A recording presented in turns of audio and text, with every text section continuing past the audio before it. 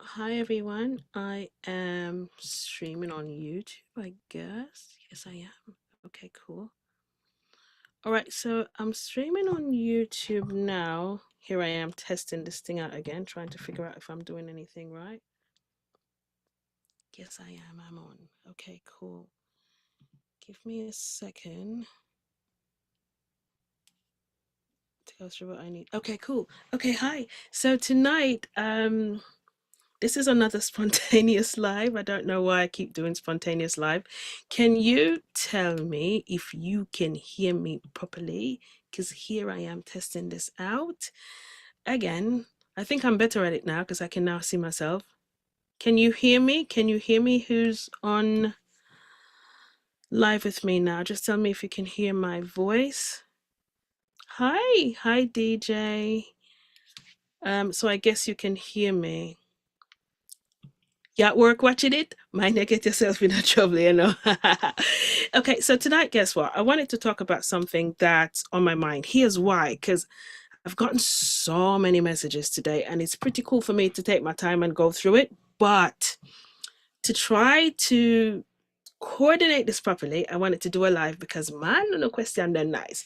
And I love the stories that most of you are telling me. But I want to talk about this because it kind of rested on my heart, right? It's about this shift that's happening. And most people are compounding it on yourself, and you're thinking, oh my gosh, you're blaming yourself because you're feeling this shift. It's like this kind of urgency within your body that's telling you, you know, I can do more, I deserve more, I want more out of life. And the main question that comes up from almost every other person, like 8 out of 10 people that I talk to, Nikki, what is my purpose? And you know what? I used to ask this question a whole lot. But let me tell you from my perspective, everything that I tell you on this channel is from my perspective, but with clearer lens. My perspective has flipped upside down, and things that I used to look on as a problem, I now see it as a challenge, but as a cool challenge, right? So you see, the shift that we are basically going through now, although we are, most of us, feeling it physically in the body, it mirrors the spiritual, because everything that happens in your physical surrounding geography within the body, it mirrors your spiritual life. And I'm not talking about religion here, I'm just talking about your awareness. When you begin to start to be aware of your present state, attachment fades. And you see, when attachment starts to fade from you, serious things start to happen. Because the first thing it does when attachment starts to fade, you start to ask yourself these questions. Well, what happened to these stories, the trauma, the pain? Wait, even the silence of not speaking your truth, it begins to rise to the surface, and it's like the world starts to test you. Well, God starts to test you, or universe, whatever you want to call it, to see how you will now choose as you become more aware that your power is within you. It's not outside of you. So all those times when you've always been saying, yes, man, I will do it, or I will be there, I will show up.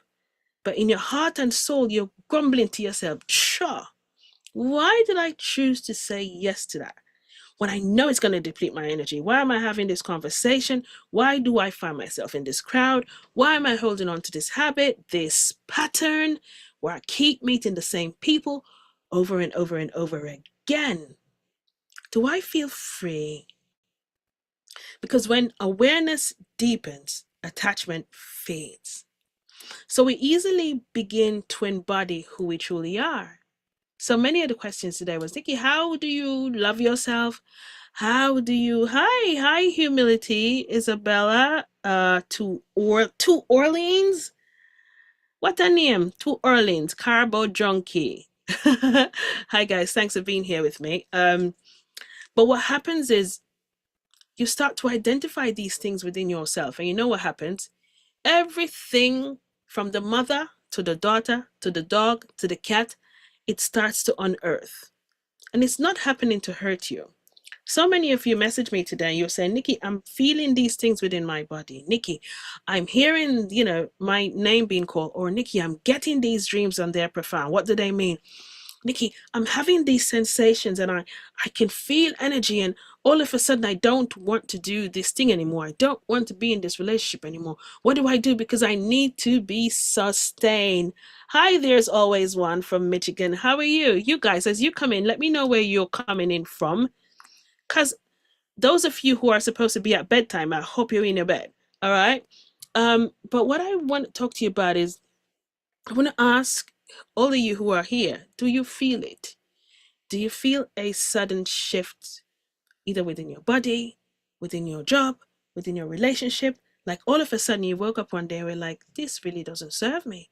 Or I really am tired of settling. I'm tired of always saying yes when I need to say no. I'm tired of these stories of holding on to these things. I'm curious about something more. I'm in corporate, but it really, really depletes me. And hi from Maryland. Hi, Idaho. There's some pretty cool charges in Idaho. When I say that, I mean the grid lines in Idaho and those. Um, and when that happens, let me explain what's happening to you. You're stepping away from the myth of me and my to we. And this is what we're going through now. And listen to me, I want you to prepare yourself. You will be witnessing this happening on this earth for a little bit of time left to come. And it will stretch and stretch longer depending on how we deal with it, depending on how we choose to show up for ourselves. And here's why. When we came as human beings, as children, when we were born first, we actually came with every single faculty that we needed to be a part of this ecosystem and this planet. But for some reason, we grew up to become so attached to everything outside of ourselves that we forgot that we have everything we needed within ourselves. And it's kind of sad. So because of that, we disconnected ourselves from the ecosystem of life, from that culture, from that place, from that geographical location. And we also separated ourselves from nature, from the planet. We separated ourselves from God, understanding, oh my gosh, in this breath that I breathe, it's the consciousness of God. I know many scriptures will try to debunk it, but I kid you not. And I love to take this sacred breath because after my NDE, just when I came back to the body, I'll never forget. When I started to feel the first breath coming back to this physical body, I felt that which I was shrinking. I had to shrink that which I was to fit into this body. That's how it felt. It felt as if you were sucking something that was so ginormous into the smallest straw you can think of. And when I started to see that pinhole expanding and I was feeling this breath back in this body, I remember I had this thought to myself, wait, that's air. So the air that I just breathed is allowing me to feel myself back in this body, and I feel like I'm shrinking, and the enormous love that I was feeling was shrinking with that feeling. And the moment I was to think it, I remember hearing the angel say to me, wait, you think that's just air. That is the consciousness of God. God breathes you, and I will never forget it. So for some people who don't understand what I went through, there are still many people who are not there yet, who's not ready to coin what I'm saying, and so many people are saying. And next thing, don't ask for an NDE, because you don't need an NDE to be awakened or to be aware of life that's happening around you. It just, for some reason, happened for me. And it does not mean that there's anything special about anybody who has an NDE than somebody else who doesn't. I've sat in the park with people who we coin as homeless, who are literally earth angels, because they have the wisdom of the earth, of the planet, of love, of oneness. And people push their nose up and walk past them every day. They walk past an aspect of God every single day. They don't see them. but they're more present on this planet than many of us are who's running the grind of the 9 to 5, because we are living this life waiting. When I get to retirement, I will enjoy. When I get to this age, I will enjoy. When I get that career, I will enjoy. When I married, I will enjoy. When my kids go off to college, I will enjoy. So there are 5 basic things you need. That's how they say it, to be a human being, right? Food, water, shelter. What's the next one? I think some kind of connection. And let's say the 5th one is safety. If I'm wrong, correct me. There are many people in this world right now, right, who simply only have 2 or 3 of the 5 that I just mentioned. And they have the richest souls you'll ever meet.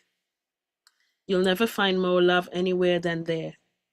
They live cohesively with the planet, with nature. They never get sick. They are always happy. They are sustained, yes.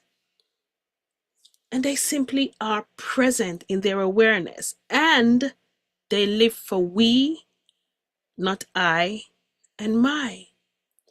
But we would easily look at them and say, oh my gosh, they're barbaric or they're behind time. But they're living longer than us. Why is that happening? Because we forgot to be present. So the shift that's happening now is, the angels call it for me, the quiet revolution. The reason why they call it the quiet revolution is because every single infrastructure, every single thing, every aspect, every belief, every law that was ever created by man with the intention of taking away your freedom, with the intention of taking away unity, with the intention of taking away fairness of living, will crumble. It's too late not to say it won't happen, because it already started.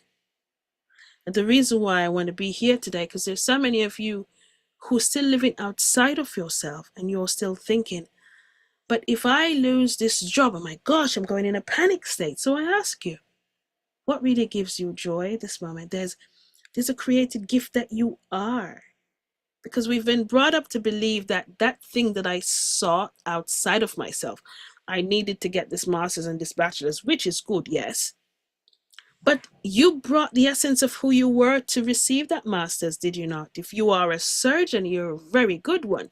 You had to bring the essence of the healer that you already were, and this nurturer. You had to bring it to the healthcare system. You had to bring it with you. If you are a teacher, or you in the educational field, you had to bring that nurturing from you.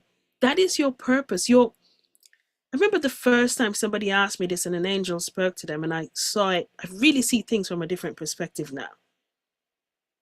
I think it was Mother Mary. And she said to them, your purpose is you. Your gift is you. Why do you seek outside of yourself? Don't you feel it? Don't you feel that when you are, it was a judge at the time that I was speaking to, don't you feel that when you are sitting in that seat and you are in the essence of giving justice, don't you feel something else within you of compassion? Don't you understand that was never learned within the books or the text? Don't you understand that if you leave that sector, whichever sector you choose to go to, you will bring that essence of you with you? That is your lived purpose. So for the rest of you who will ask me, Nikki, what's my purpose? I will ask you, what gives you joy right now? What makes you happy right now? You somebody who's, I don't know, you're an empath. You allow people to see the light in themselves. So wherever you go, whichever industry, you bring this aspect of you there. But because we are taught to look outside of ourselves, we feel depleted to say, I don't have anything to give this world. Why is it everyone in my family is this and I am that? Because you're being your authentic self. So instead of clinging to the stories, and here are the stories, and these stories kind of bothered me for a second, so let me go. So my people were slaves. This is one of the stories. So we must struggle. My family is wealthy, so we must keep it in the bloodline, which means you keep stepping on people and you don't care and you're not an empath and you don't care about anything about anyone else, just to keep this in your bloodline. That's another story. My culture suffered, so we must defend. We have to be in fight or flight all the time. Because remember, my culture, it suffered. My gender was silent, so I must fight. These are the imprints of stories that we've held on for so long because it was allowed to become a system that keeps everybody down. So it's not a fair world that we live in. So these are the infrastructures, the archetype. These are the things that are being demolished. Now, if we were all living in the present state where we weren't so attached to everything outside of ourselves, it would take a mere second for the earth to reset. But we haven't. We've decided that, oh my gosh, I'll settle. And I will walk around with eyes wide shut and I won't talk about the injustice here because it's not my people, it's not my community, it's not my family. So months and months and months for many of the things that are happening now, some of us are, I love to say unlucky because it's not easy or nice to see things happen and know that you couldn't completely stop it, although you can feel that prayers and so allowed it not to be as bad. But when you see these things come to pass and then you realize, oh my gosh, it's because of the choices still of us not choosing to stand in our truth and our power. So what happens is one cataclysmic event happens. And what I want to explain to you is every thought that you hold in your mind individually and collectively, it creates this field of resonance. If you could see it in the spiritual realm as far as energy and frequency, you'd see that every thought that you hold has a different array of color attached to it and frequency. If you're a musician, understand that it has a different note attached. And because of that, it feeds something else.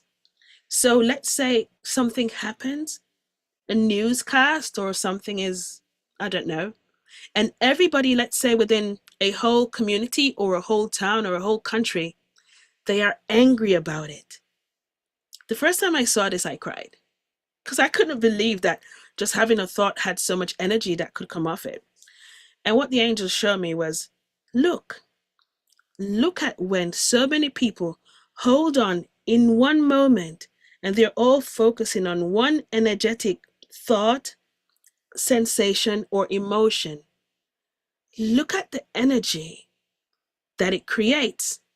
So they call it a field of resonance. Now, what I want you to think of, they said to me, when it creates a field of resonance, remember we're all energy first. What energy source is that anger feeding? So the first time they showed me that, I cried for a while. Because I look back at every time I was angry, I was like, oh my gosh, so when I'm angry, it creates this ripple effect that does not help any situation. So when something happens and people are happy, like when they have the World Cup or all these things where everybody is happy, if you should notice when these things happen, it's so powerful and the earth almost calms. It's so quiet. And almost every one of these states, there's always a very small ripple effect of a distraction that tries to happen to take the effect away from it. Notice almost every World Cup, there's always something that happens as a distraction somewhere else, but it never quite expands as big as it should because the people are so energetically happy. The ripple from that distraction that came, the field of resonance wasn't powerful enough to drive it. So the next time you get angry at something or you are observing or witnessing something, I want you to ask yourself, as I now deepen my awareness in my being, not being attached to anything outside of myself, knowing that I am a lighthouse where I am. When something happens, I want you to pause for a moment and think, wait, it's not supposed to happen. That's injustice. How do I want to feed this energy? Do I want to feed it with darkness? Do I want to feed it with light? Do I want to pray about it?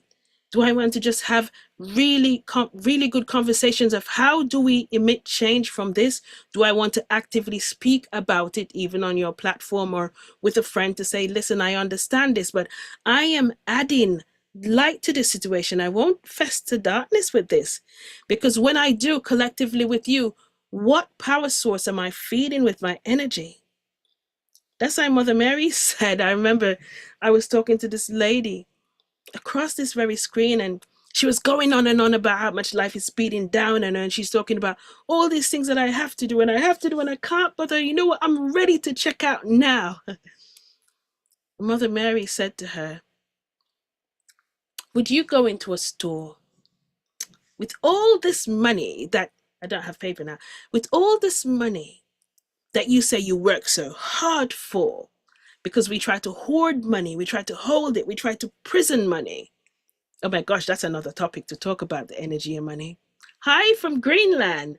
And Mother Mary said to her, would you go into a store and take out your pocketbook and just give them all the money in it and say, give me all these things that I absolutely detest. I don't like them, but take my money anyway. I'll never forget this. The woman said, no, absolutely not. I love the fact that she said that, because since that moment, I realized that the most important currency to me is my energy. And Mother Mary said to her, well, why do you so easily give away your energy currency? And I love the analogy, because we really attach ourselves to money so much that if you think about your energy as money, you better believe you're going to start thinking about how much energy you're going to spend in the next conversation you're having with somebody you really don't want to talk to, or how much energy you're going to spend with somebody who's really walking in their shadow and angry as daylight today. But I got out of my house in a good mood. And I won't choose to meet you with your anger over there, because that's going to take a couple thousand of my energy currency. I'm not giving it to you today. I'm sorry. You know what happens? Because you made a choice not to mirror that person in their darkness or anger, they literally can't see you anymore, because you're not meeting them where they are. You kept your light on. So I want you to be aware of how you feel these days, because it's an opportunity for you to open your eyes to choose again. So here's the question. Does this system still work for me? Whatever system you're in, educational system, financial system, the pharmaceutical, all these systems, does it still work for me? Does the financial structure still reflect fairness? Does my life reflect my authentic self? Am I placed in a situation where I always have to shrink my light? Am I afraid to vocalize my voice because there's an imprint when I was a child where every time I spoke up, I was told to shut up, like me.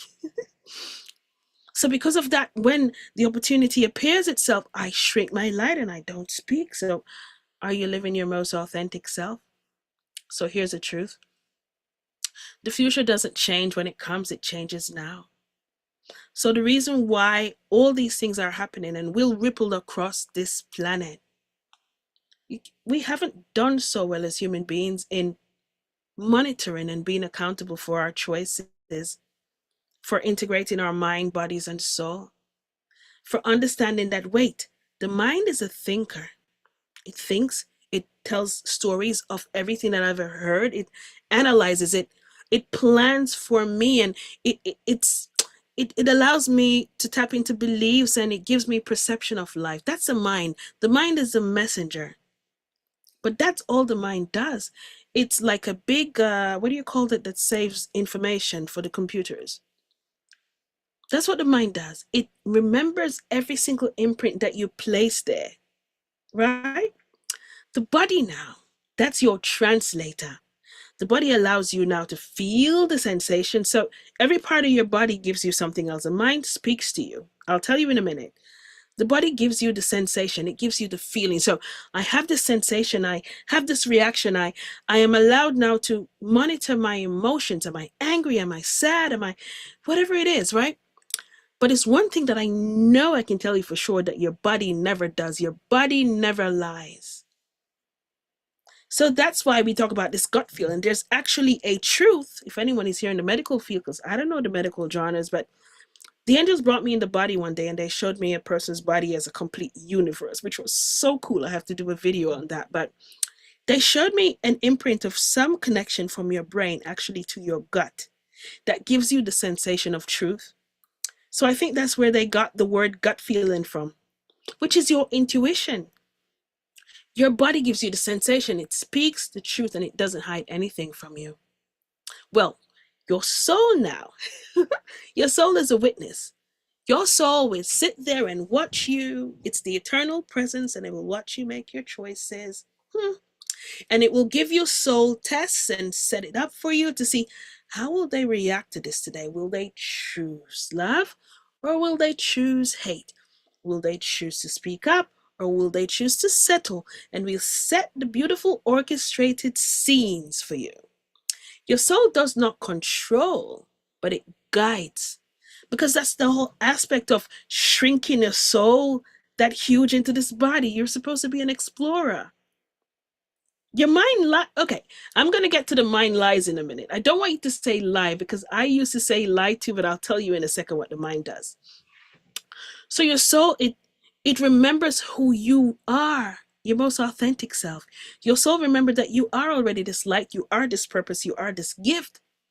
But that's you have now been conformed to a body. Your mind just holds on to every story that you can ever think of. So wait, your mind is the one that says, don't you dare speak up because when you were 3 and you spoke up, you used to get slaps. No, no, no. You can't do that now because remember the family we come from. If you spend that money, what are we going to do? You can't take that risk. Your mind. When your mind starts to tell you that, your body starts to translate it. And you might feel, you know, something in your shoulders or your chest is tight or you're anxious and the anxiety. But here's what we always do. We say, I don't have control. I don't know what to do with my anxiety. I don't know what to do with my fear. I don't know what to do with my anger. Your nervous system is that part of you that tries to protect you. Your mind is your alarm system. So let me tell you what this alarm system is and where it came from. The very first time you had an imprint of anything, which most of us as adults, we're walking around with the minds of children. Here's why. When you were 6 years old, you had an experience that wasn't so nice. And you imprint this experience from as young as 6. And your mind calculates that, it analyzes, and it say, wow, I'm putting up an alarm system right now. You see the amount of trouble that I just got in at 6 years old. I'll never speak my truth again. I will remain quiet because if I remain quiet, then I can be accepted. Oh my gosh, I'm giving so much love and I'm in this dysfunctional family. And no matter what I do, I always have to do extra, extra, extra just to prove my worth. You know what? This is what I will do. Because if I am going to just sit and believe that people are going to love me unconditionally, it's not good enough. It's not good enough. So your mind does the only thing it knows how. It records everything you experience and everything you imprint here. I hope I'm not losing anybody because the first time I heard this from angels because they're showing me inside a body and showing me how it works. So your mind puts up this alarm system to say, wait. So when you're 16, you observe something similar and you shrink your light. No, I'm not going to talk up. You don't remember what happened at 6, but your mind remembers the very same emotion, the very same situation, the very same sound, or the very same imprint. And when you're 21, the same situation comes. It's another soul test. And you witness somebody else speaking up and you, oh my gosh, all of a sudden you start to feel anxious for them. Why? Because all of a sudden your mind does what the mind does. It says, listen, do you see that? Do you see that? That's proof. When you were 6, you imprinted this and it's still true now. You know what the mind never does? It doesn't grow with you. It holds on to that protection for that child as long as it can until the adult chooses, does this still serve me now? That every time I want to speak up, I am sweating. I'm anxious. I need to go to the bathroom. I have a headache. I don't know what to do. Why does this keep happening to me? Why can't I find somebody to love me? Why can't I keep a job? Why am I attached to this addiction?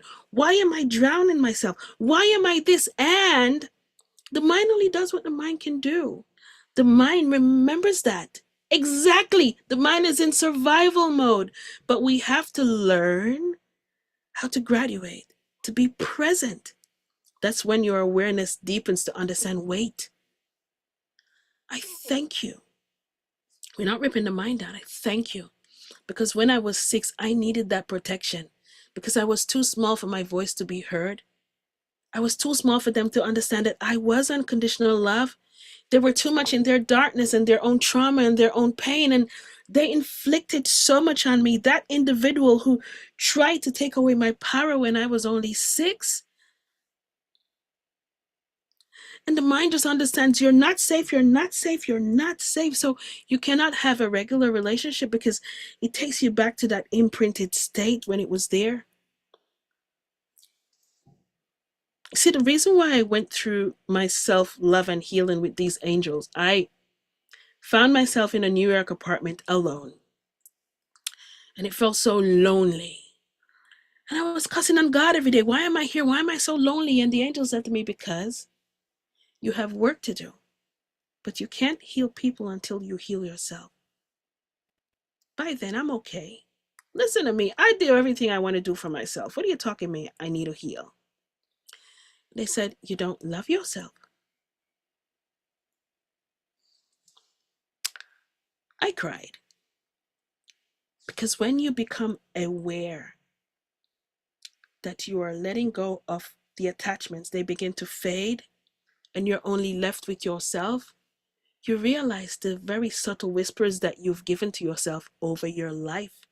And I over compromised by telling everyone outside of me, I love you, I love you. I hugged everybody. I gave them everything they needed. I overqualified. I gave everything extra.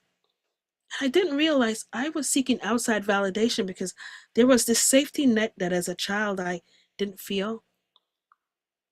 And I thought I need to overcompensate to receive. I have to earn love. I must earn it. It can't be just me, somebody loving me. I have to earn this love. So I have to do this. I have to say yes when I want to say no. How many other people are here is in the same situation? And listen, therapy, oh, it helped. It was like putting a band-aid on a sore. And medication, yes, it helped. At one stage I said, oh, you're depressed. So I took this medication and it made me sleep like heck. And when I woke up back to the same thing. And I still wanted to overplease. So what these angels did, they had me face myself. And for some reason, during that time, I got along with nobody. I was just going through this NDE. My family thought I was going mad, and they didn't like the things that I was saying because I'm talking about we're one with the earth and we're one with the trees, and I'm hugging the tree and I'm telling them these things. And listen, I spoke up.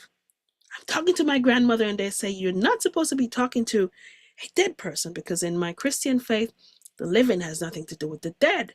This girl is going mad. And I had to stand in my truth and my power to say, wait a minute, I experienced that. And not just that, I have stories and stories and stories of this grandmother that everybody tells me, you're not supposed to be talking to somebody who died because in your faith, that's a devil. Well, this grandmother helped me to save my father before anybody knew that he was going to have a heart attack. She gave me the dream. And when I didn't move, she gave me another dream. Keep my boohootie up. Go get him. He's going to have a heart attack. And I took him to the hospital and they said, no, he doesn't need to have a heart attack. We can't help him. Take him back home. And when I was leaving that hospital with him, I heard her voice this time. She said, stay. And they wouldn't let me back inside. I sat outside, and within 1 hour, I just felt my father's hand just go limp. He started having a heart attack in my lap. And then my mother would say, how did you know? I would say, your mother told me. When my daughter was to be born in 2017, I was 8 months at the time. No water break, no pain, no nothing. And that night I had a dream about sometime after 3 a.m. And my grandmother was there. So now I know when my grandmother shows up, I better pay attention. And she showed me this child. I'm not going away, but I want you to understand and I want you to feel free to deepen your faith, to deepen your intuitive skills. So you step outside of this dogma and start to trust yourself. So that morning I had this dream and she showed me this orb. And when I looked at the orb inside, I could see this baby. But when I saw this baby, there was a rope wrapped around the baby's neck. And I was in a hissy fit in the dream, saying, can't somebody save the baby? I was shouting. Nobody was listening. I jumped out of my sleep. It was 3:33 a.m. I never forget. And I just had this knowing, shoot, it's me. Because then I remember I'm pregnant. And I woke up everybody and was like, I have to go to the hospital. And they thought I was crazy again. You don't need to go to the hospital. You're feeling labor pain? I said, no, I'm not. Your water break? I said, no, I'm not. How you know? Ty told me, because that's what I call my grandmother. And they hold their head again. And I went to that hospital that morning. It was a Saturday morning. And when I went there, they told me the same thing. Because I had no signs. So I understand. I had no physical signs. And the nurse said, listen, you need to go home, lie down in some bath. You're 1 month early. Your baby is not going to come. And if the baby comes now, it's not going to be born anyways. Going to have problems because it's an 8-month baby. And I said to myself, you know what? I'm not leaving. And I was there for about half an hour. Nobody's paying me attention. And I understand why, because they are mothers actively in labor. So there's no blame here. I understand they could do with what they could see. But what I was feeling, my intuitive heightening by this time, I knew I'm keeping my behind there. And out of the blues, this nurse just came up and she said to me, why are you still here? And I said, I got this dream. And I just want somebody to check to tell me if everything is okay. And she said, come, let me check just for peace of mind. I never forget she used the word peace of mind. When she finally checked me, I was 3 inches dilated. No pain, no labor, no water break. And by the time she did that, it was about after 6 o'clock in the morning. And my daughter was born 11:45 that Saturday morning. Do you know when she was born, how she was born? She was blue. The umbilical cord was wrapped around her neck.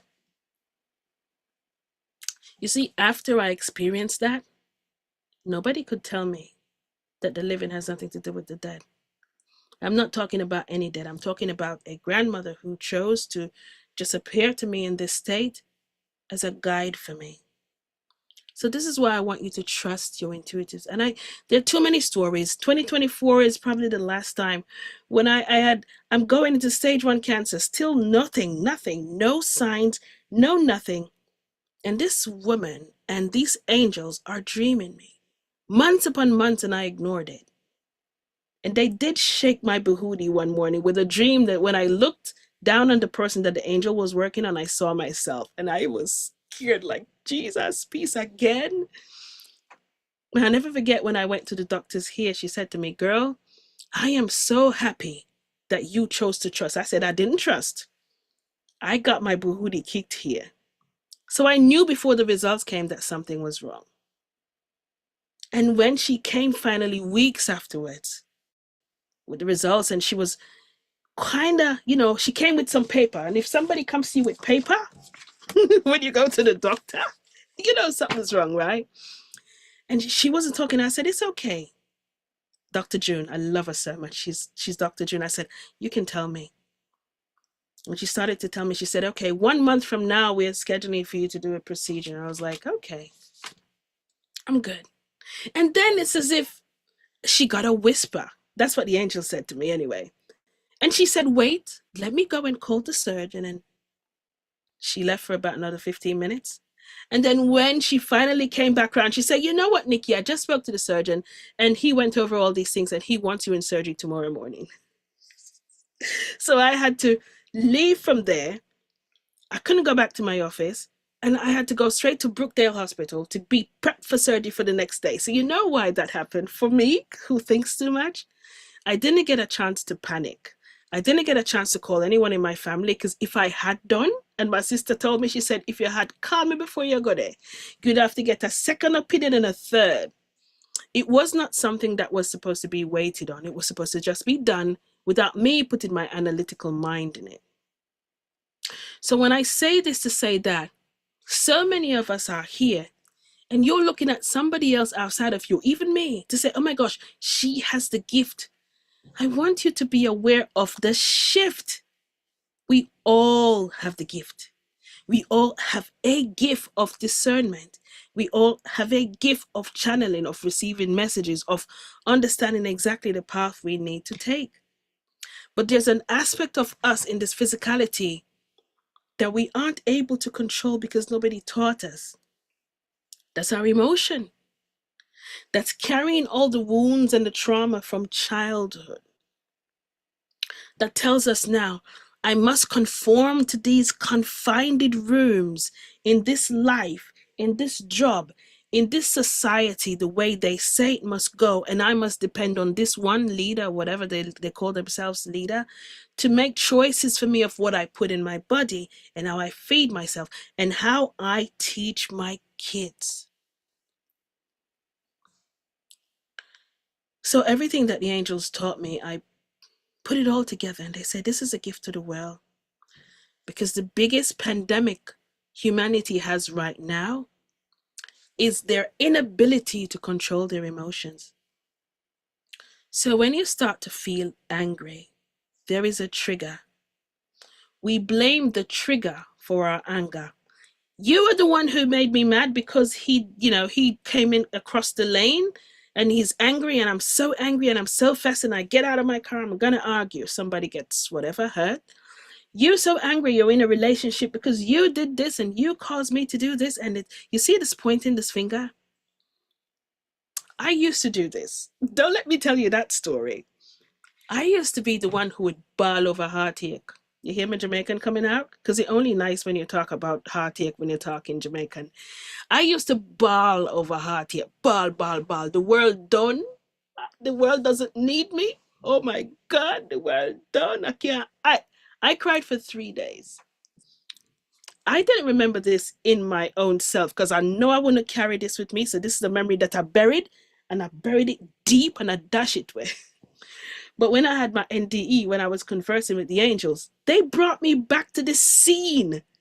I was so mad. It was like, why are they taking me back here? But they wanted me to learn a lesson. So let me teach you this now. I remember one point when I got heartbroken. First time somebody cheated on me. I love them and I put my all into them. Remember, I'm the over pleaser. I'm the one who believes that I have to earn love. I am that one. So when you put everything into somebody and then they do that to you, it's like the world done. The world doesn't deserve me. I need to exit this place. I can't talk to anybody in this world. I am depleted. I cried for 3 days and those angels took me back to witness myself crying. But not to see the experience or to relive what I felt. They said, look what you missed. You see, when you're in any situation, I want you to learn this. When something starts to go volatile, or you're picking up these intuitive signs, and you just know this person is not for me anymore, my gosh, let it go, will you? Many things in this life is supposed to expire. We're the only ones who want to hold on, hold on, hold on, even when it's not working until it bent out of shape. You're supposed to be in a situation, in a relationship with somebody for a period of time because there's something you needed to transmute. I needed to be in this relationship to hold space because you see, the equally yoked individual that I need to meet, he's not ready yet. He's also going through his own learning apparatus. So I'm going to be in this and my soul already set up that I'm going to be in this. I'm going to have 2 children or I'm going to do this or we're going to start this business because this is our starting ground, ground zero. But from this relationship, you're supposed to learn this lesson of girth, learn this lesson of confidence, learn this lesson of standing up for yourself and speaking your truth because this is going to test the daylights out of you. And how will you choose? When it comes to an expiration, you start to feel it before you see the signs. How many of us have felt something going? You felt the job before you got fired. You felt the relationship before it started to go south. You felt the friendship to now, this not work out no more, because when I speak to them, I don't feel as if we're energetically aligned again. That's your energy. So when you feel that, let it go. Why are we fighting for it? So the issue with me is they showed me, look, I want you to see what you missed. If anyone here has ever gone through heartbreak, you just put some broken hearts up here. Please do. Don't let me think I'm the only one who cried for 3 days. The angel showed me, look what you missed. Let me tell you what tore me up. On the first day, they showed me that my son, who was very small at the time, he came in with a report card. And I was probably on the second day of that bawling, like me an idiot. I didn't even look at it. And the angel said, look what you missed. And they made me feel how broken that little child felt while I was in my feeling of being attached to something outside of me. They showed me a friend that was sent for me, was orchestrated for my guides to see, that I missed, that was supposed to be equally yoked. I missed it. They said, these are the things you miss when you don't understand how to embody the light that you are, when you don't understand that life is happening through you, not to you, when you understand that life is not hard on you, you are hard on life. I could have beat myself.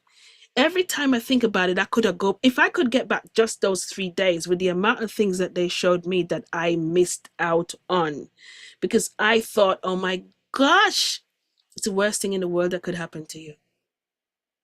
So I know things happen in this life, but I want you to understand there is a shift happening now. It's happening in your physical life, where there are people all of a sudden you're finding yourself just in their presence and they hurt you. It's not coming to hurt you. You kind of put a beautiful Persian rug over the situation, but you never dealt with it. It's happening now because the shift that's coming now, you need to unearth these things because they serve you no more. And they are allowing you to press replay in your life as an adult. I know so many people, all of a sudden life happened and you're back in your family home. And it'll drive you crazy. Like, why am I back in my family home? This is where I got hurt. This is where this happened. And you know why? Look at it the way the angels would explain it. You're there because there's a light that you are now that they are supposed to witness. There's a grace that you're bringing back into this space. It's called ground zero. They're not taking you anywhere for you to be hurt. I'm going through this illness right now. Why am I going through it? Why is this happening to me? Some angels would say, why not? From what you chose to do as an advanced soul when you came here, to say, okay, these are the experiences that I have, and it will imprint the world because there is a niece, a nephew, a child, a son, a daughter, a neighbor who will observe my bravery in what I choose to go through, no matter how it seems to the physicality. And as they observe it, it will allow them to now be aware, not attached to anything, but simply allow them to see my light for what I came here to imprint on them. And this will catalyze them in bringing the needed treatment, the needed cure that is needed for this disease. And I spoke to a lady today who has two, not one, two neurodivergent children. And she said, Nikki, why me? And the angels say, why not you? They chose you because you are this beautiful container that can contain the love that they came here to give. You grew up in such a dysfunctional family. All you asked for was unconditional love. Do not see them to try to fix them.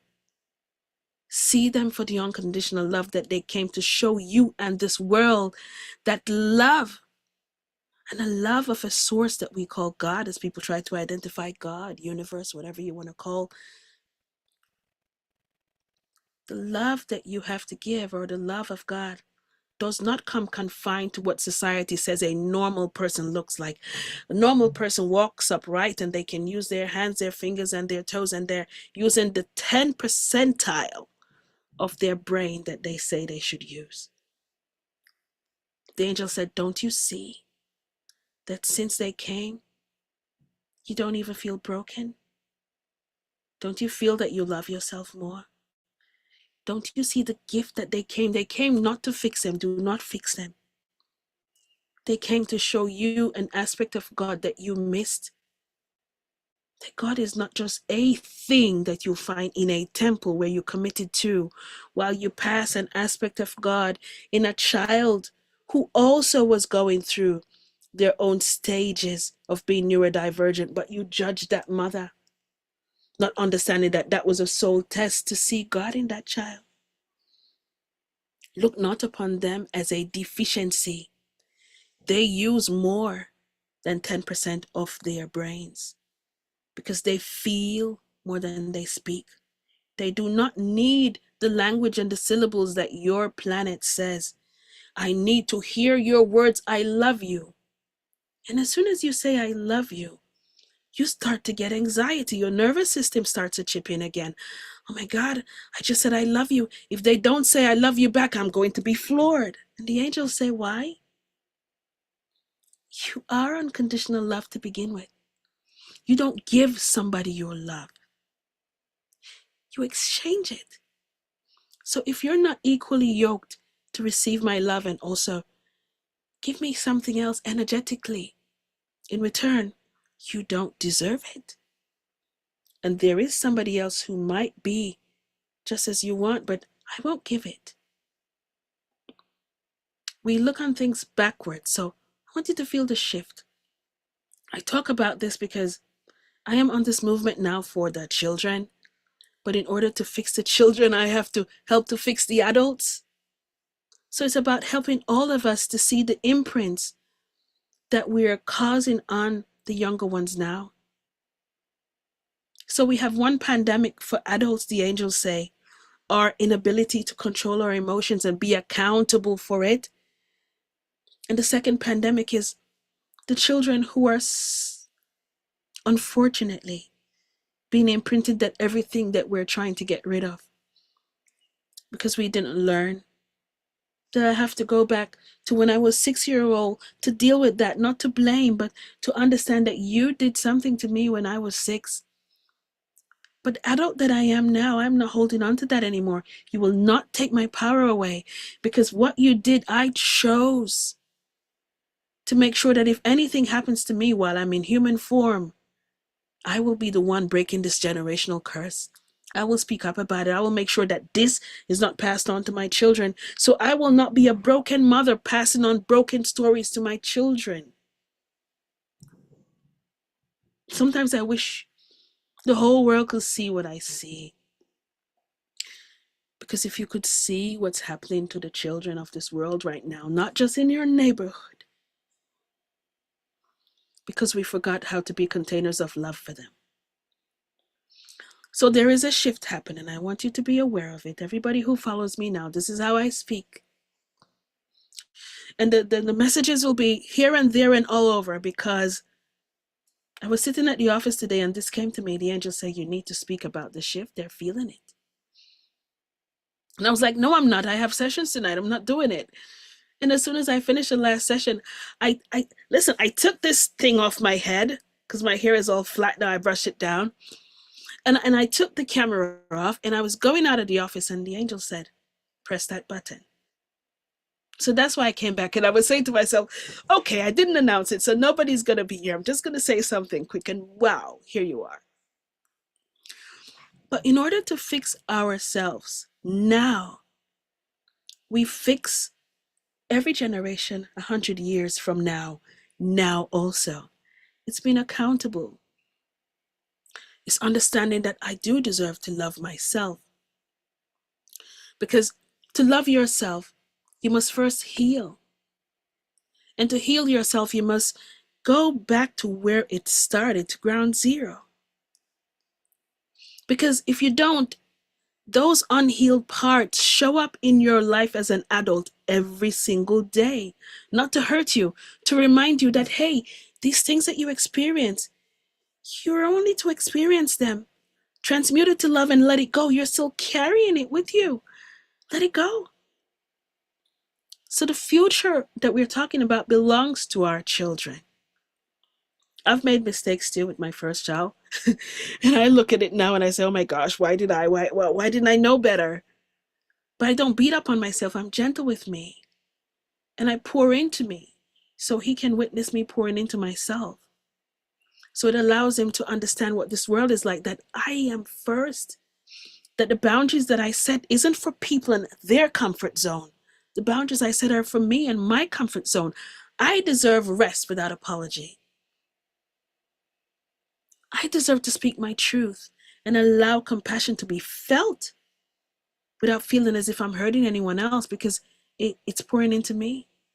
I choose to show up in my most authentic self every day, no matter the relationship, the situation, the partnership, no matter what it is.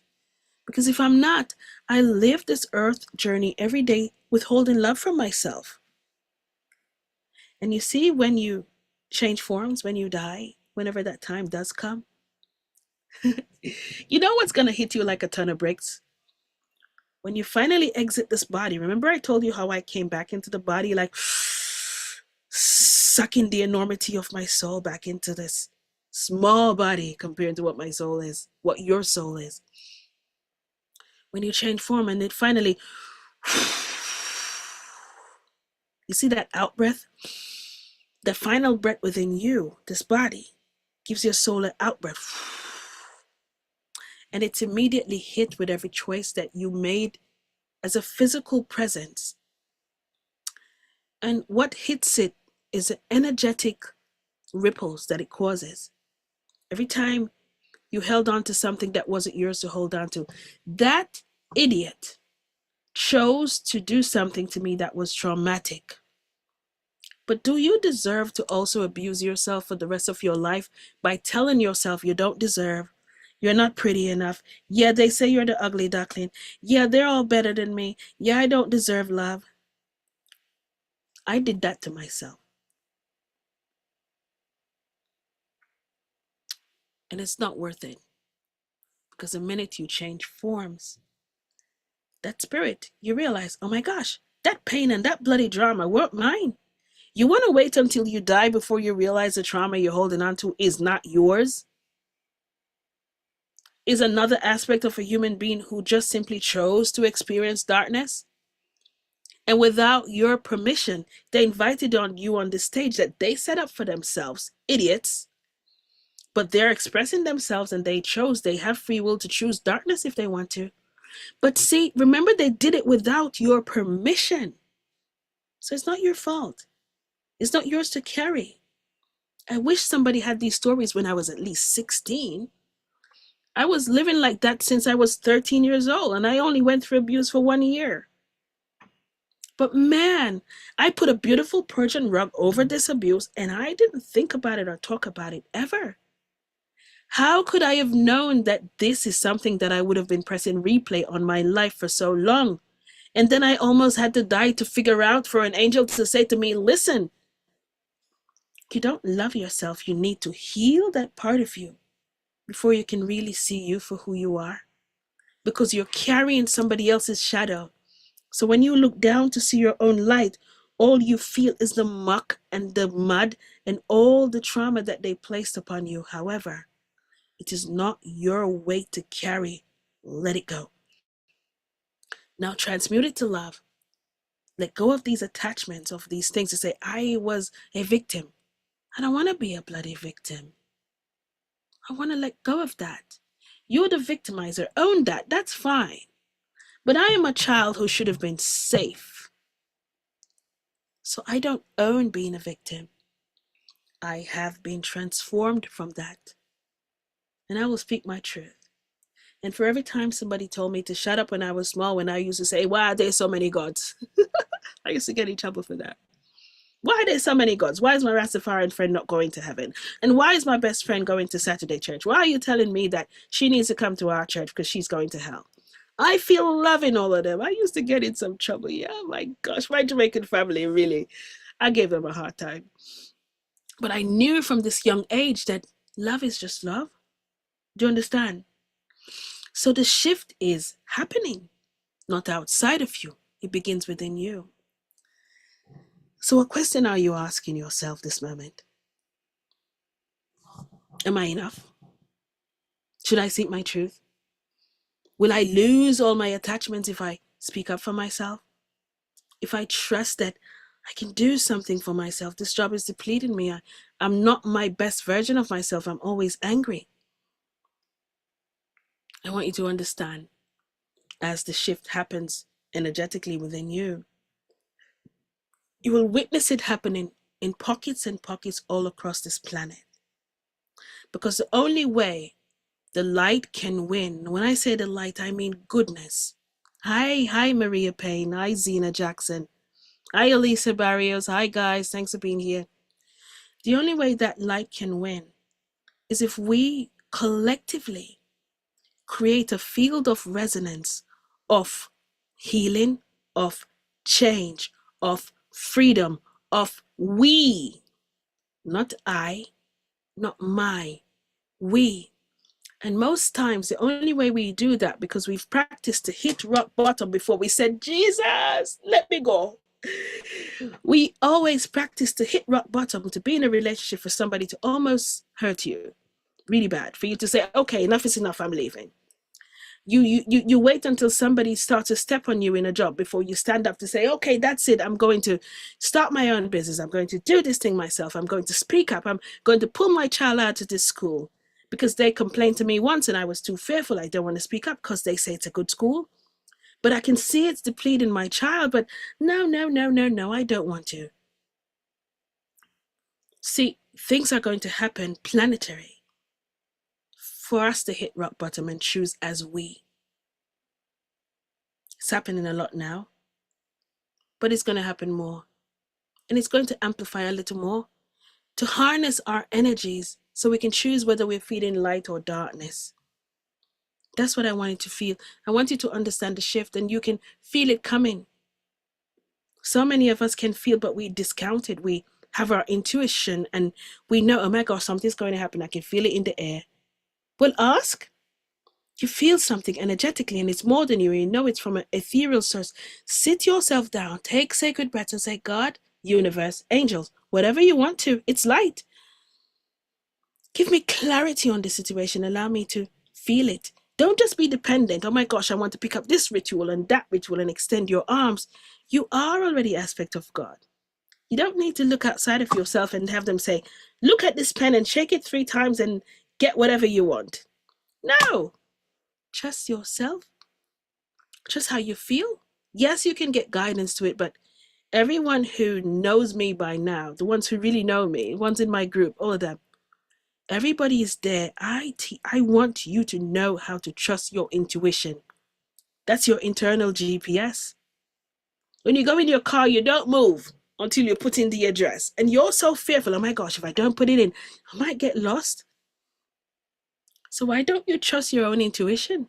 That's your internal GPS. That even when the other GPS is on the apparatus, which, however, was modeled from your beautiful body, everything that you use is modeled from your universal body. Everything. If you trust that, you'll be able to know, okay, it's the next right, and it's going to be the easiest way to go. So as these things start to happen across the world, please don't become fearful. Try not to. And you see, prayer helps so much, or meditation, or just sitting still within the moment and calling in your army, because you all have spirit team. What is this? It is a prediction that's supposed to happen. I don't talk about predictions too much on here. I'll talk it in my group sometimes. But if it's going to fester fear, I don't talk about it. I talk about it if there's a message to it to say, this is supposed to happen. However, let's choose to do this to dissipate what's going to happen. Do you understand? That's how we do this. We don't talk about predictions and all these things that festers fear, because what are we feeding with that force, that power source that we're feeding in fear? So as you start to witness these things, whether it's your family, your people, your tribe, your culture, your country, if you feel some sort of way with it, please do not choose sides to say, I'm taking this side or that side, because you see, the division is what is slowly fading away. If you could see the world that I see coming in, it's beautiful. But we have to choose now for these children. A world where they don't even know what hate is. It's a long way away. But it's still worth it to start now, is it not? For them to understand, I can trust my energy, and they are learning differently.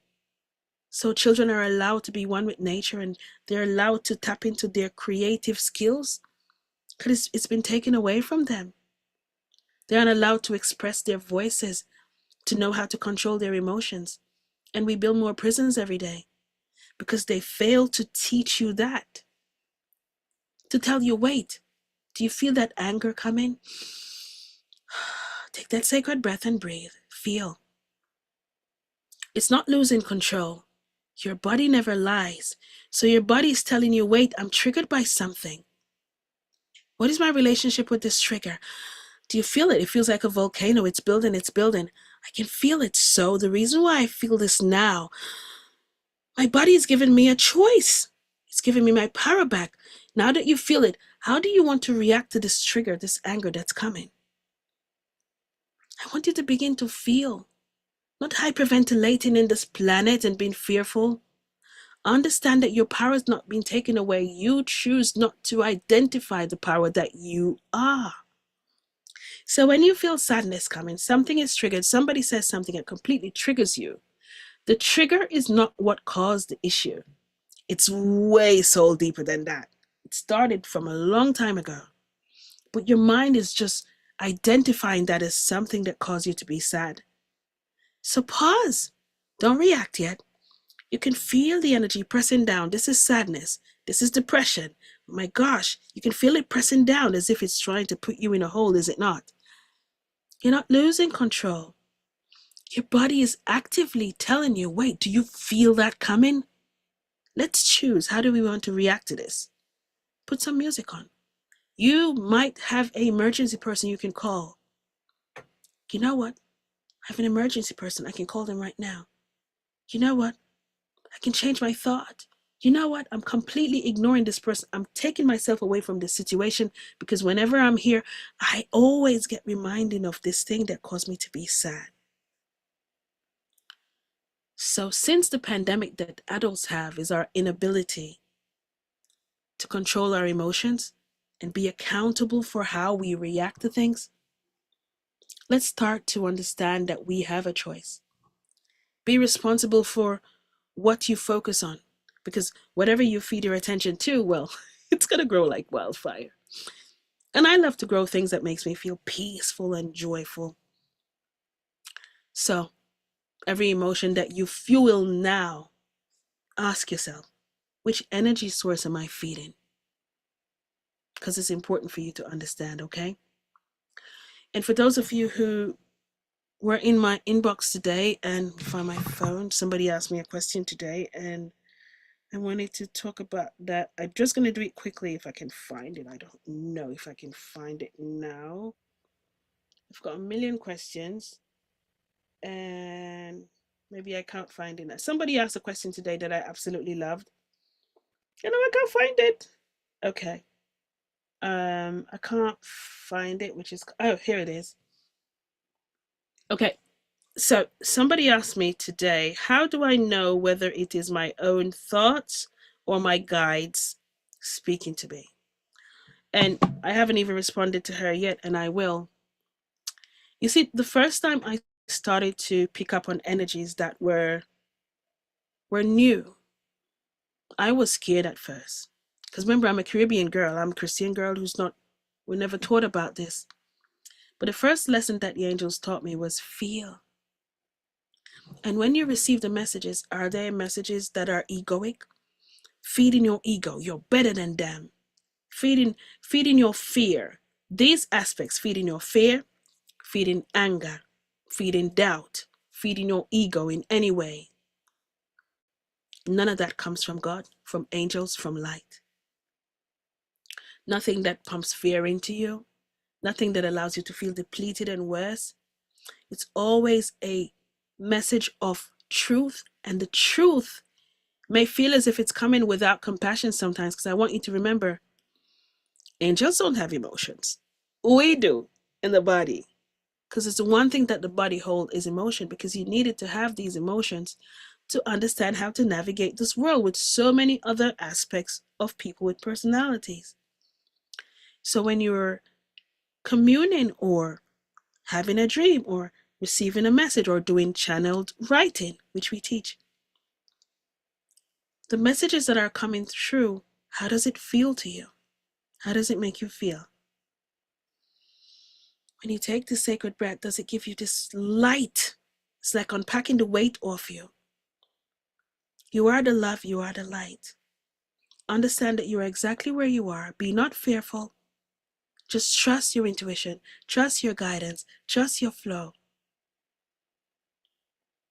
Do you know that the light that you are is simply here for them to rediscover their own light? You're simply here not to be depleted. You're here as a placemaker so they can witness the blessing of God, witness something happening that they never thought could. The goodness and the joy that can come out of a volatile situation. So this is how you know. You feel first, and then you get to a state where you trust. And I want you to remember, as I'm going to go now, it's almost 11 o'clock or 11 o'clock. It's bloody 11 o'clock. It is. Okay. I want you to remember this. Rapid is a word I came up with the other day. And I kind of loved it.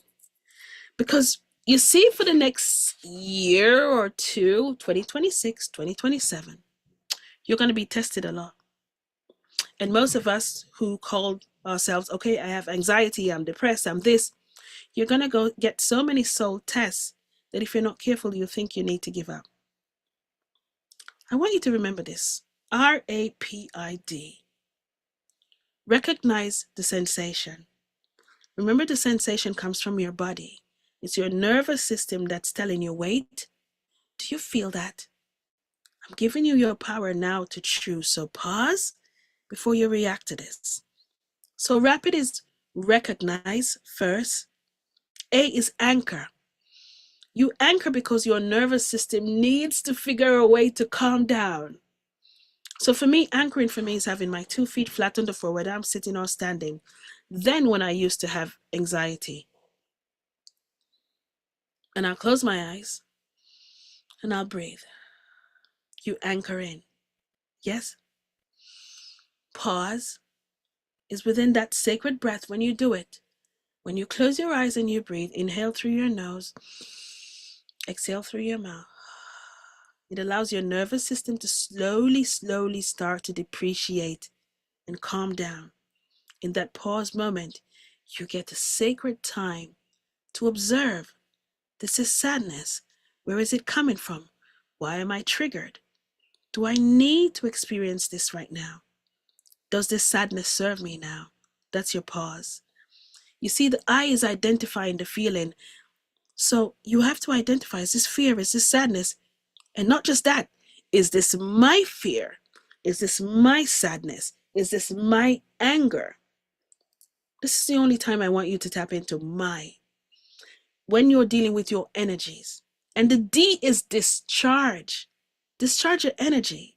Because most times, 9 out of 10 times when you are feeling triggered, it doesn't even belong to you. It's somebody else's crap, somebody else's anger, somebody else's shadow or stone or inability to control their own emotions. Why don't you be a witness of that?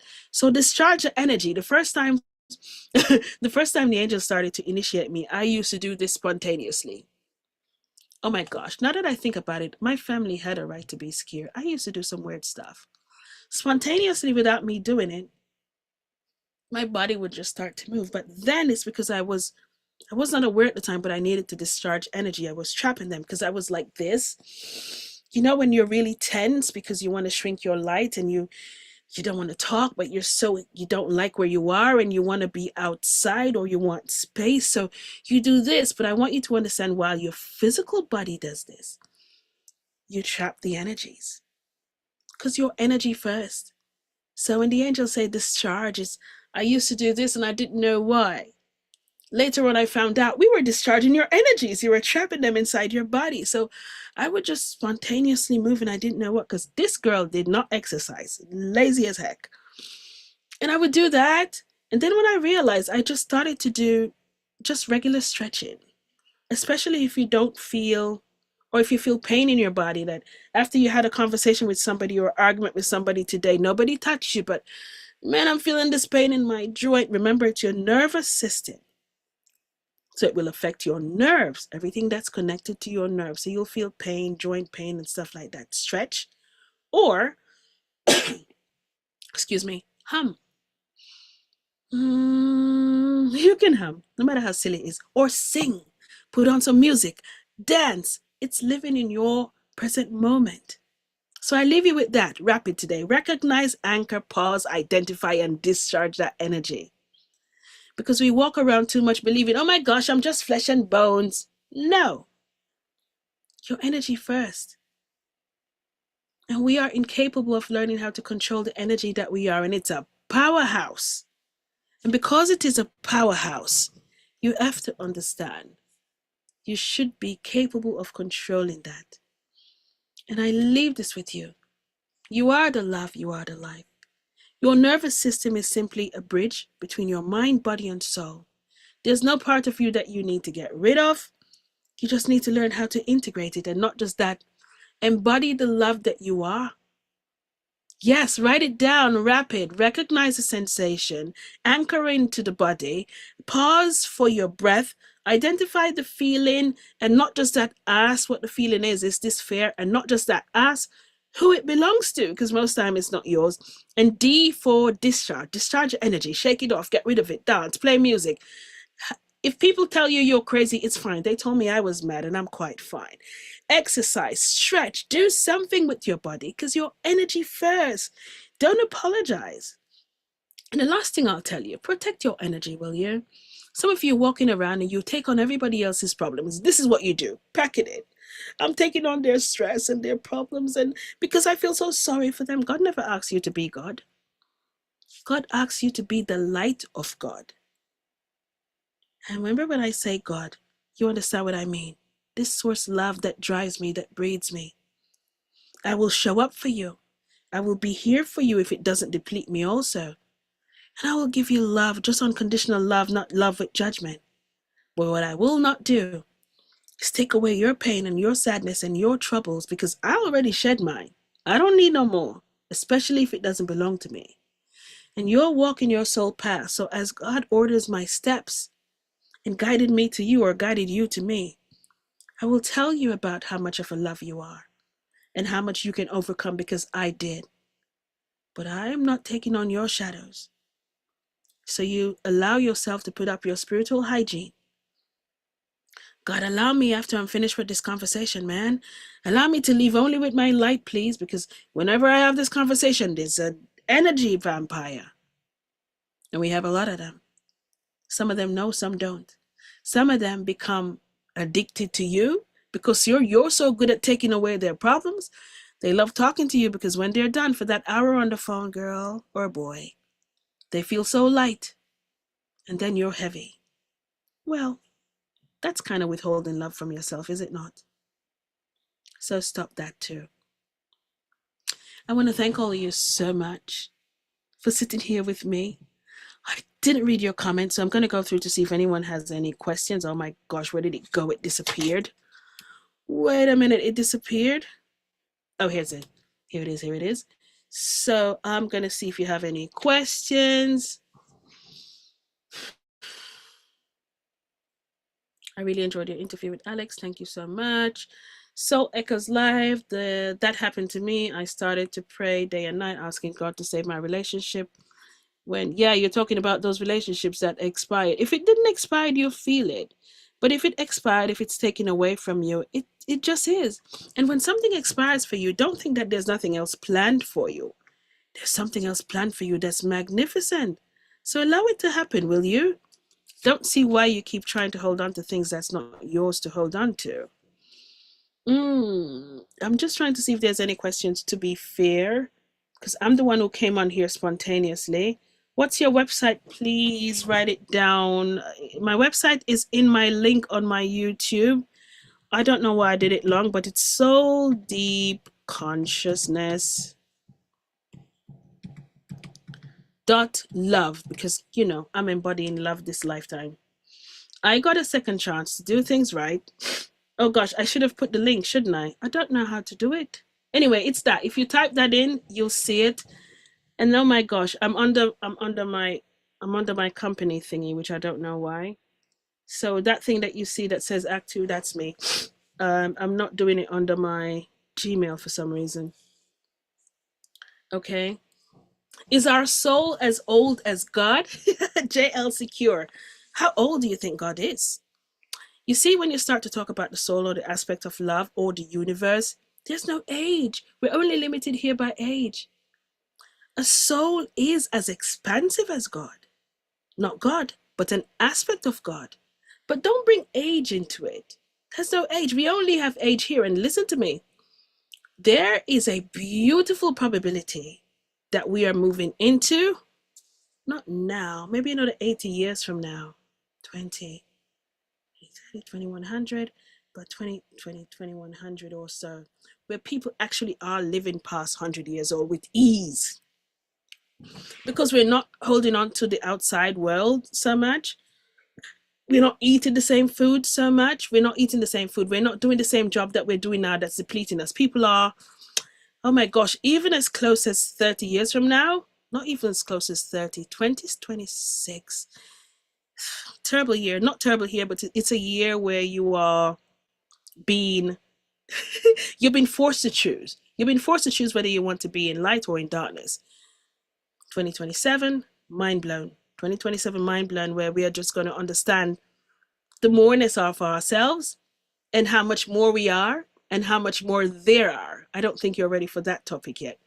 2029, I see more than one time where it's a year where a lot of, like, oh my gosh, like a lot of chaos, a lot of catastrophes happen in 2029, because 2030 for me is like a reset when all these structures start. So the financial system, like, it almost crashes. It's not supposed to crash, but because of the panic of people, it almost crashes because of all these areas that were covered in water and all these weird things. But remember, these are probabilities. Choices that we make now will either speed it up, make it easier, or not make it happen at all. All these things happens only by how we advance ourselves consciously. If we start to choose to love ourselves, if we choose to stand in our truth and our power, these things don't need to happen, because nothing needs to be proven to us. We will just simply say, listen, I don't want this type of politics anymore. I don't want this type of financial system. I don't want my children to learn this way anymore, or I don't choose to eat this way anymore. We stop supporting the things that causes us to be depleted. Entertainment industry is, well, don't even talk about that. But you can see where that is depleting itself, which is so beautiful. And many things will unfold, God, especially with children, that you're going to hold on to your children tighter. And I want you to understand, don't wait until that happens where you understand, say, oh my gosh, that's what we're happening to these children. Hold on to them now. Do you understand? How can I heal with a narcissistic person? And I'm talking about my mom. Okay, my love. What's your name? Else Berthelsen. Your description of your mom is a little bit on the dark side. It takes away your power just by identifying her that self. I want you to identify that you're a placemaker for your mom. She can either choose to understand that she can step into her light or not. But does it mean that you are going to be confounded and feeling as if you're depleted because you are identifying her in this way? You don't deal with it. You be present with yourself within your light. That's all you have to be. I want to tell you this for sure. Do not judge her for the path that she chose to walk. Do not blame her for anything that you're going through now. Understand that you are a placemaker for you to ensure that what she's passed down or what her generation has passed down stops with you. So don't be a narcissist judging a narcissist. And when I say that, I don't say it judgmental. I say it by telling you, do not hold on to that frequency and either the title. I don't like the identity, like the titles that we hold on to, say this narcissistic person, because when you say that, you immediately become this person who is now under a narcissist, who's like trapped into a prison of it. Don't put yourself in a prison of that. How you deal with it is simply being you. You don't deal with it, you be you. You give love. So one thing that a narcissist will turn their backs from faster than daylight, not even Jamaican dumpling and ackee, is somebody who gives unconditional love. I want you to identify your mother for at least one thing. You brought me here, and I'm here to witness something about you that I will never choose to be, nor will I choose to pass that down to any child of mine. Because if you hold on to judgment or hate with her, I want you to understand what you imprint with the younger ones around you. Because every time you talk or point a finger or judge, you imprint that energy, you spread it like wildfire. So I want you to understand, my love, no matter who you're dealing with, it's their shadows, not yours. Does not belong to you. She's walking this path. And there's a lesson for you to learn if you are in this space with a mother archetype who's a narcissist. There's a lesson that you came to teach her. Just give her love. And as much as it might feel hard for a human being to do, that's what you truly are. You are that light. If she doesn't want to come over to where you are, that's fine. I do this a lot, so let me show you. When you are dealing with anyone that's not so easy to deal with because they're holding on to their own shadows, remember, she probably had parents or family or society or whatever she's held on to that didn't know how to teach her to love. They say hurt people hurt people. I don't want you to be a hurt person hurting anyone else. So let me tell you what you do. Remember this always. Don't you ever turn your light off. Your light of knowing that you fully embody your most authentic self. Your light of knowing that you are an aspect of God, a light of God. Your aspect of understanding where I stand now. I can see the light in you that you aren't able to see yet. But if you give yourself a chance, you can step into my room of light where I embody love and compassion for myself so much that I will not feed on your narcissism or your choices of words or what you do. Don't you ever turn your light off and meet your mother in the dark room where she lives, in her energetic state. You keep your light on. The day will come where she can choose if she wants to step in your room of lightness, of being enlightened to embody the love that you know you came here to be. But listen, don't judge her. God never asks you to judge anybody. That's for God. And if you are having a mother, such a nurturing being that she should have been, and maybe she still is in her own way, try to see the light in every person on this planet.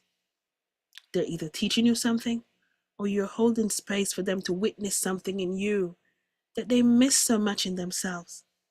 Do you understand? I'm sorry, I know I probably missed questions because listen, this thing is moving like wildfire. I hope that answered your question just a little bit. Um, let me see. Will I have, I don't even know. Oh, what do I mean by a placeholder? Meaning that, do you ever watch movies and you can see the stars in the movie? Do you ever notice the people on the backdrop? That's what I mean by placeholders. That's the first time I heard it from the angels and I wondered what it mean. So there are people who you will witness and observe every day, but there's something about them like a homeless person. There are people who, they're bothered by homeless people and they see them every day, but they don't understand that there's a soul contract for that homeless person to be a placeholder for them to ensure that either I show up as humanity activated to give to somebody else who looks less than what society says should be fitted within it, or it can be a lesson to ensure that I don't make the choices that that person made to be homeless. So these are the placeholders in your life. And sometimes your placeholder is a loved one, somebody who's holding on to addiction.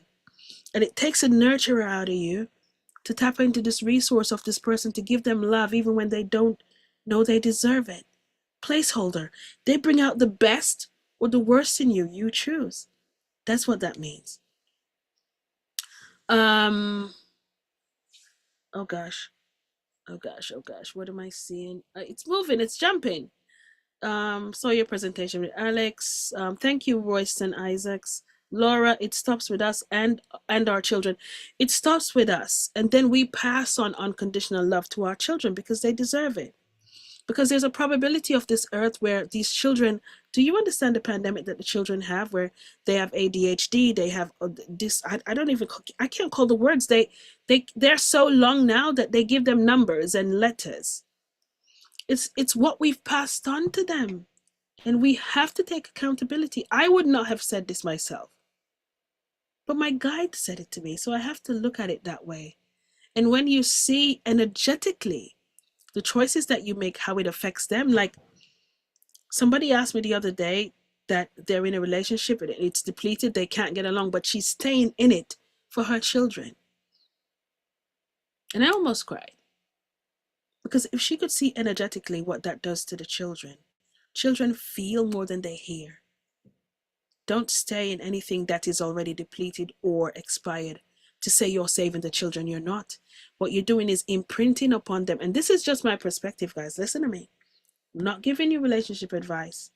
I'm just telling you from my perspective what my guides have shown to me and told me. And what I see energetically. I'm not looking on paper and physical stuff. I'm looking on energy.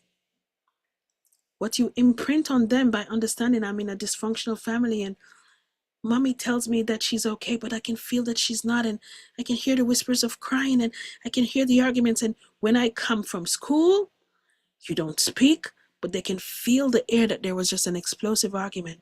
And you know what those children do? They try to overplease. Mommy's not happy, so I try to overplease for her, and daddy's so angry and I'm retreated from him and I have to oh gosh, my love isn't enough to keep them together. And energetically, if you'd understand what you do, and we must change this. When you show up for yourself, when you understand how to heal that version of you and love you for you, it's so contagious. So even if you're cohesively living in two separate places, give the children the grace of their time. You understand? Give them the grace of time. Be free to speak. I want to know, what emotion are you feeling today, my child, my love?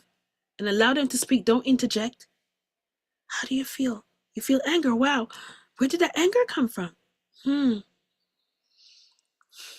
you want to still hold on to that anger now? Does it make you feel happy now? Allow them to be able to feel free to express, identify, and deal with their emotions now. So we can have intuitively, intellectually bright children. So they're not retreating themselves in this shell. Oh my God, I can't do this. I can't, because if my mother can't do it and my father can do it and everybody, and they're going to prison, and he said he snapped. He couldn't control himself. So he got so angry and now he's in prison, and I have a father who's in prison because he couldn't control his temper. Why? So there is a shift happening. This is that shift.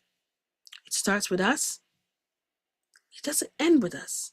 But we end this pandemic of not being accountable for our choices. Just because somebody never taught us doesn't mean we don't use the energies in the frequency right now to change it. Humanity activated means that now I stand up for we. It's not my life, my house, my car, my business, my this. It's not I only. We. How do we resolve this issue of having governance that doesn't serve us anymore? How do we choose for our children how they learn? How do we choose how we eat? How do we choose if there is going to be something and things are going to happen? There's a couple events, but there's a very big one that's going to force your behudi to either run scared or stand up and understand that, listen, there's more in this world than just you pointing fingers every day and say this my, and we. And I hope it never goes to that. But if it does, remember I told you, hold on to your truth and your power. Remember that you don't walk alone. Remember that this air that you breathe is a consciousness of God that flows through you. And every decision you have to make, call God in, call the energies in, be guided by your internal GPS, and stop trying to find 10 arms out there. I need a ritual, I need a this, I need a that, I need to find my purpose, you are your purpose. You are the joy that you're seeking outside of yourself. And if you don't love yourself first, how are you going to know what it sounds like, what it feels like? When is the last time some of you just went underwater and just did this? With sacred breath. To rediscover the essence of ecstasy. To rediscover the love and the joy that you are. So you don't wait on anything outside of you to complete you. Listen, I'm not beating up on anybody here. I was this one too, okay? I have to go because it's now 11:24. Get used to this. When I do these lives, it may go this long, but I'll try to make it shorter if you want to, okay? I have more sequential conversations in our community because then we can plan it and say this is what we're going to talk about, but most times it still doesn't happen. A guide usually comes through or something else starts to happen, but we never complain because what needs to happen we allow, okay? I really do have to go. I don't know. For all of you who have now subscribed to this channel, thank you. I forgot to say that. Where my manners? My mother would slap me at the back of my neck. Thank you for subscribing, and not just subscribing. Thank you for trusting to feel. Because when you come here, I don't want you to listen too much in my words. People get caught up to say, how can you say Jesus and Archangel Michael in the same sentence? How dare you? Please don't judge my words. I want you to feel what comes through. Because when I'm speaking, sometimes I'm getting imprints and I just speak what I see. I don't want you to come here to count words. I want you to feel the messages. If it resonates with you, take that sacred breath and allow it. Allow it to speak truth to you, because one message that I speak, it mirrors how many? It says 87 if you're watching. It mirrors 87 different ways of truth to you individually. So we must be accountable for what we do. There is a quiet revolution going on. We'll talk about that some other time. But for now, I want you to be accountable for your emotions. Because too many of you feel as if you have no choice. I'm depressed, I don't know how to stop it. I get angry, I get triggered, I don't know how. Identify. Where did it start? And as an adult now, can I make a choice not to allow that to control me, to take away my power anymore? And if I can, do I still need to feel this? Do I still need to live my life pressing the replay button, seeing different people, different situations, but it's the same energy, the same hurt, the same pain? Because you really never let it go. So good night to all of you. If any of you go on my website, there's this heart reset meditation that my guides helped me to write. It's really good. It's free. For anything that I have that's monetized, I take an aspect of it and I make it free, because not everybody can pay. And if there's something that you see me have that you can't pay for it, just send me a message and we'll figure it out. It's about changing how we think, changing our responsibility of putting it on everyone else except ours. We have to change. It's the time for it, to love and to take ourselves outside of these little rooms that the angels showed us, because I don't want to be that girl in the room with a table and a chair crying. I want to be outside. And this time around, I'm not going to stop talking, because I'm not going back ever again to regret any decisions I made. Nope. Speaking my truth and my power this time around. The buck stops here. So what about you? The buck should stop with you too. And it's not about letting go of anything. It's about embodiment, being in the present state, embodying God for what God is. That's love. I don't want you to feel, some people feel weird when you say God, say universe, say I am, say presence, say source, but there is something that breeds you. Oh my gosh. Okay. So Mother Mary wants me to say this. I don't know why. So let me tell you. I said that and she said, okay, tell them. So, and I'll say this and then I'll go. Most of us get hooked on the word God. And gone are times when the word God held such a powerful punch that we could say God and see spontaneous healing. But it's been convoluted so much so that's why they wanted me to name my book On My Way to Meet God. Because I wanted it to be called Boots on the Ground. No, Nikki, name it On My Way to Meet God, because we want to bring back the reverence in the name God. Because so many people have so much judgment as you say God, and we don't want that. But it's not about identifying God, it's about using a word that everyone's familiar with. But what I want you to understand is this. Any day, you have a choice to choose how many breaths you have to breathe to stay alive that day. Then you can tell me there's nothing outside of yourself that is source love. And you see every day that you have those sacred breaths to take. The other night I prayed, and I'm sorry, I really did. I said, God, some of these people, if you could just give them one day where they were accountable and responsible for how many breaths they had to breathe for that day, they would be better people. Because you would argue less, you wouldn't spend your energy on things that don't matter. You would be so cautious because if I answer you today, I'm going to use 100 breaths that I don't have to waste. And I need 1,133 more breaths to last today. But the reason why I said it is because we say we don't trust. We don't trust our intuition. There is no God. There's no source outside of you. So who the heck breathes you? Who gives you that breath? Where you never have to stop to think, how many breaths do I have to use today? And Mother Mary went one step further. She said, well, you practice to die every day too. And I was like, no, I don't. She said, yes, when you sleep. There is a moment of pause and surrender. No matter how much you try to keep your eyes open, there's a moment of surrender when you go to sleep. And she says, that's practicing to die. So why do human beings so fearful of death when you practice to die every night?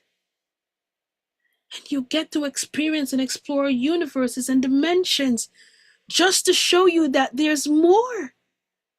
But when you wake up in the morning, you're still, oh my God, am I going to die? And I don't know. And she said, well, you practice to do it. How many years? How many nights? That's trust. So within that surrender moment, when you surrender to, within those 2 breaths that I just did, inhale and out breath, was life and death. Because within this breath and the next is life and death. The in-between is all we have to choose how we live it. And we have a problem. I'm not responsible for how many breaths I take. Neither am I responsible for every time I practice to die. Every night for now I'm 45. So I've been practicing to die for 45 years on this planet. And I still came back with a chance. And all I have is this in-between here. 24 hours in every day. So I have 24 hours to just find joy in this world, to choose for myself. And I'm complaining. And I'm sitting here right now and looking back at a parent or a person who did something that was stupid and silly because they didn't know better. And I'm going to waste my 24 hours being angry about that, or this idiot who's sticking into his anger. I'm going to waste my energy talking about him for the day, or calling my family to say, you wouldn't believe what this man did, and waste a minute on it. This in between that I have in this 24 hours. When I tell you my perspective has changed, this is how it has changed. I love all of you so much. But lighten up, will you? You just have that 24 hours. That's it. The in-between. Live, love, laugh, heal. I love you. Again, not with condition, not if, not when. I just love you. And I hope you love yourself that much too. I have to go. I have to go to the office tomorrow, but I so love this. Please send comments under here if you prefer, if I probably tell you like half an hour before I go live with anything. And I will do that to announce it so you know. And also tell me if there are topics that you want me to talk about, because I don't know. There are so many questions that came in today. And then we'll find ways to do it, okay? Because this for me is fun. If it's not fun, I won't do it. Now, I want everyone to enjoy your nights. Be safe. Be the love.